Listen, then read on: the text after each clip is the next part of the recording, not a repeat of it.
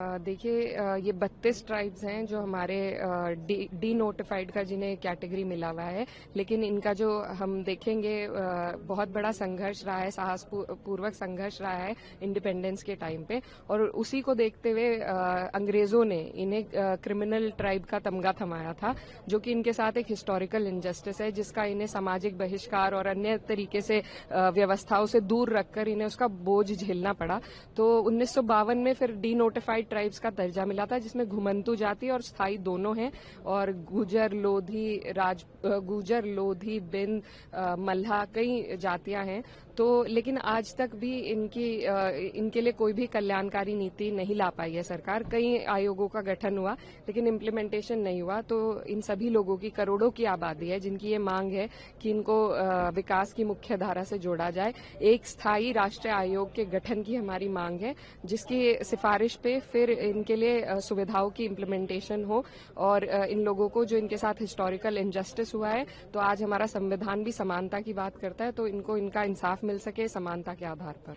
FCRA की बात हो रही थी कि आएगा, उसके बाद बहुत क्लैरिफिकेशन किया गया पार्लियामेंट्री अफेयर्स मिनिस्टर की तरफ से कि ऐसा फिलहाल कुछ नहीं आ रहा है, और जिस तरीके से मिसलीड किया जा रहा है, मिसगाइड किया जा रहा है ऑपोजिशन की तरफ से, और आप लोग भी लगातार ये कह रहे थे कि माइनॉरिटीज के साथ अन्याय है अगर ये आता है। क्या कहेंगे इस पूरे विषय पे? देखिए, एफसीआरए सिर्फ किसी एक कम्युनिटी या किसी भी रिलीजियस माइनॉरिटी से संबंधित नहीं है, जैसा कि इसको बताया जा रहा है। ये तो सिविल सोसाइटी जो हमारी है, या जो एनजीओज हैं, जो वो काम करते हैं, जो वो पॉलिसी गैप्स को फिल करने का काम करते हैं, जो सरकार नहीं कर पाती, या सरकार की जो नीति है उसकी स्टडी पे कई लोग काम करते हैं।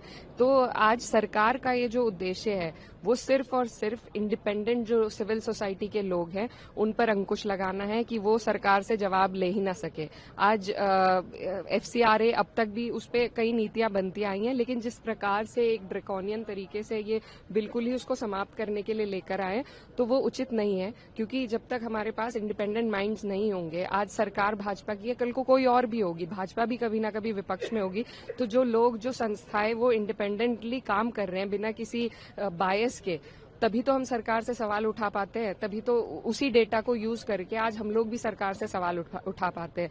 तो अब सरकार चाहती है कि उनके खिलाफ या उनकी नीतियों को कोई बारीकी से जांच भी ना करे। तो ये लोकतंत्र का एक दूसरे माध्यम से लोकतंत्र का गला घोटने जैसा है, और इसमें रिलीजन की बात अड़ाकर तो ये सिर्फ अपने एजेंडे को आगे कर रहे हैं। ये सिविल सोसाइटी पे और इंडिपेंडेंट माइंड जो इस देश का है, जो इस देश के हित के लिए सोचता है, बिना किसी मजहब और जात की बात में फंस के, उन पर यह सबसे बड़ा हमला है। और इससे कोई हम प्रोग्रेसिव सोच नहीं अपनी दर्शा रहे, बल्कि यही दिखा रहे कि तानाशाही का राज भाजपा यहाँ पर चलाना चाहती है। तो हम इसके खिलाफ हैं, और आज इन्होंने वापस लिया है क्योंकि दबाव केरला चुनाव का इन्हें महसूस हुआ। तो सारी राजनीति सिर्फ लोकतंत्र का गला घोटने की है और वोट बैंक बचाने की है।